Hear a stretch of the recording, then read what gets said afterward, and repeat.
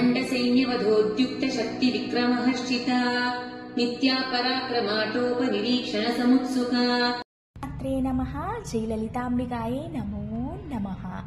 నమో శ్రీకృష్ణ వాసుదేవాయ నమో నమః. అందరికీ మనస్ఫూర్తిగా కార్తీక ఏకాదశి శుభాకాంక్షలండి. ఈ మహాంతరమైన రోజు మన లలితమ్మ గురించి 28వ శ్లోకంలో ఏం చెప్తున్నారో తెలుసుకుందాము.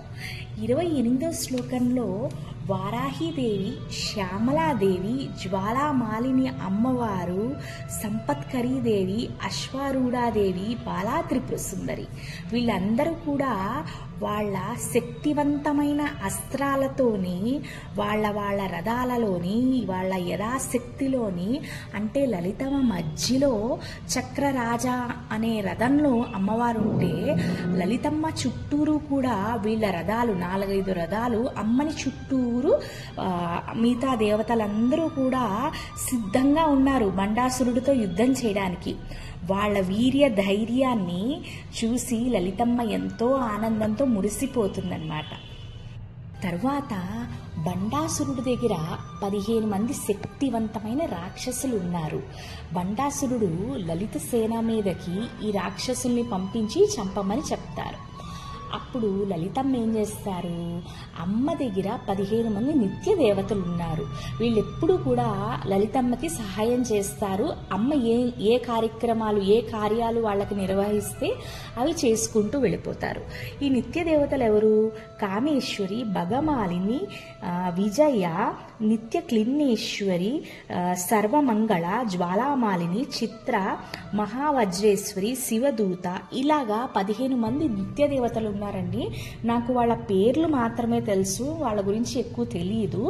ఈ 15 మంది నిత్య దేవతలకి లలితమ్మ ఏం చెప్తారంటే, ఈ 15 మంది రాక్షసుల్ని మీరు చంపి విజయాన్ని పొందాలి అని అంటారు. అప్పుడు ఈ బండాసురుడు, ఈ 15 మంది రాక్షసులు చాలా తెలివైన వాళ్ళు. వీళ్ళెప్పుడు కూడా చీకటి పడిన తర్వాత రాత్రి వేళలోనే చంపడానికి వస్తారు.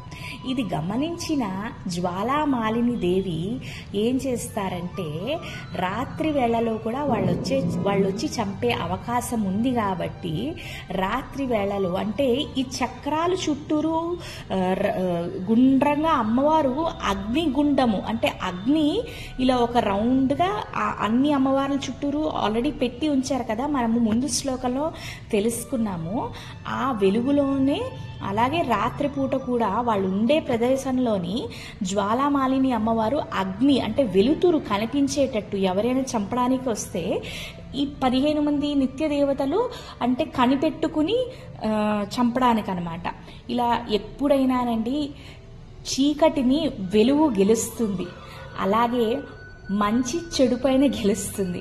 అలాగే ఈ చీకటిలో వచ్చిన ఈ 15 రాక్షసుల్ని కూడా ఈ 15 నిత్య దేవతలు చంపేసి హతమార్చి విజయాన్ని సాధిస్తారు. ఇది చూసి కూడా లలితమ్మ ఎంతో మురిసిపోతుంది.